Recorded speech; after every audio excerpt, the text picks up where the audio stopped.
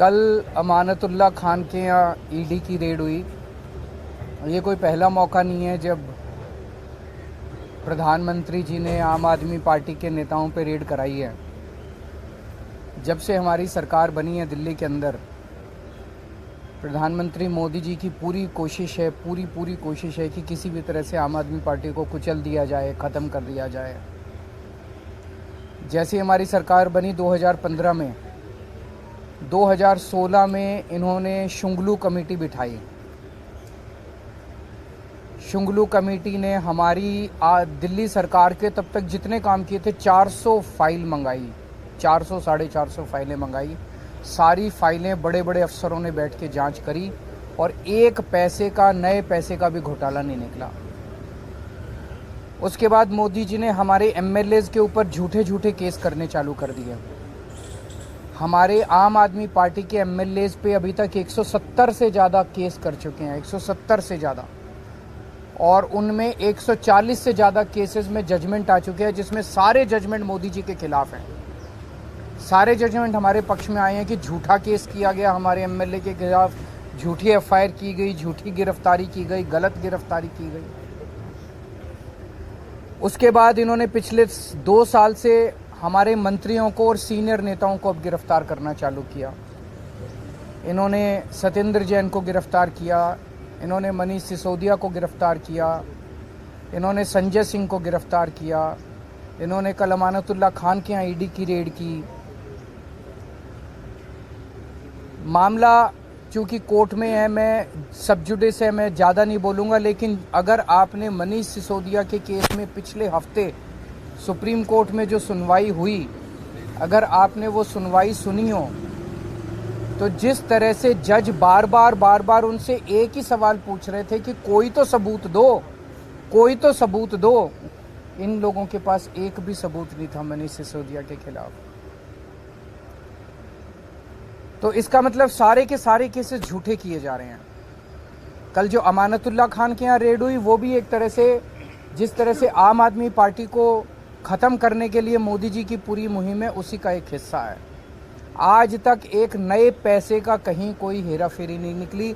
मैं नरेंद्र मोदी जी को चैलेंज करता हूँ, आप इतनी इंक्वायरी हमारी, बोले बस घोटाला कर दिया केजरीवाल ने, सड़कों का घोटाला कर दिया, बिजली का घोटाला कर दिया, पानी का घोटाला, इतने घोटाले, इतनी जांच करा ली। एक नए पैसे का मैं चैलेंज करता हूँ, एक नए पैसे का अगर आपको कहीं कुछ मिला हो, अगर मिला हो तो आपको लगता है मेरे को छोड़ देते मोदी जी, कहीं कुछ नहीं मिला उनको। तो ये सारी की सारी जितनी जांच चल रही है, ये सारी फर्जी जांच है और उनका मकसद भ्रष्टाचार ख़त्म करना नहीं है। दूसरी पार्टियों के जितने भ्रष्टाचारी हैं, सारे भ्रष्टाचारी उन्होंने अपनी पार्टी में शामिल कर लिए। हमने देखा महाराष्ट्र के अंदर अभी 2 दिन पहले जिन नेताओं को चिल्ला कर मोदी जी ने कहा कि इन्होंने 70,000 करोड़ का घोटाला कर दिया, उन सारे भ्रष्टाचारियों को, जो मोदी जी की नज़र में भ्रष्टाचारी थे, उनको उन्होंने अपनी पार्टी में शामिल कर लिया। उन पे जितने केस कर रहे थे वो सारे केस खत्म कर दिए। तो भ्रष्टाचार, गुजरात के अंदर मोरबी ब्रिज गिर गया, मोरबी ब्रिज, कितने लोगों की मौत हो गई, कोई ईडी की रेड नहीं हुई, कोई सीबीआई की रेड नहीं हुई।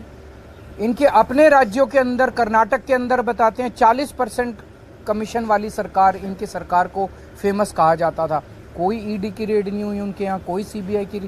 बीजेपी वालों के अंदर, उनकी अपनी सरकारों के अंदर किसी तरह की जांच नहीं होती। अभी सीएजी की रिपोर्ट आई है, उसने इतने सारे इनके घोटाले निकाले हैं, कोई सीबीआई की रेड नहीं होती, कोई ईडी की रेड नहीं होती। बताते हैं ये अपने दोस्तों के इन्होंने अरबों रुपए के लोन माफ कर दिए, कोई ईडी की।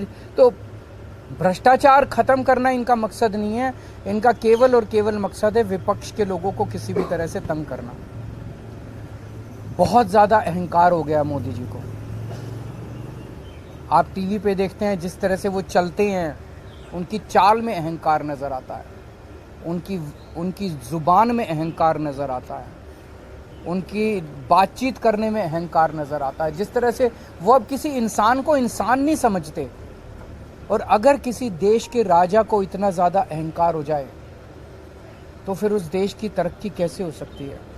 वो तो अब छोटी छोटी चीज़ों पे, हर चीज़ पे वो बदला लेने पे उतारू होते हैं। अगर किसी देश का राजा छोटे छोटे आम लोगों से हम लोगों की क्या औकात है? हमसे अगर बदला लेने पे अमानतुल्लाह खान की क्या, अगर इनसे बदला लेने पे, छोटे छोटे आम लोगों से बदला लेने पे उतारू हो जाएं, फिर वो देश तरक्की नहीं कर सकता। आज देश का माहौल बहुत ज़्यादा ख़राब हो चुका है।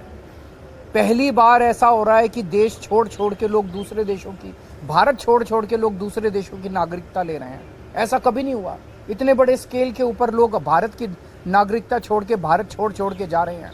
पूरे देश का माहौल ख़राब हो चुका, व्यापार बर्बाद हो चुका है, उद्योग बर्बाद हो चुका है, व्यापारी डरे हुए हैं, उद्योगपति डरे हुए हैं, आम जनता डरी हुई है, मीडिया वाले डरे हुए हैं, आप सब लोगों को डरा रखा है।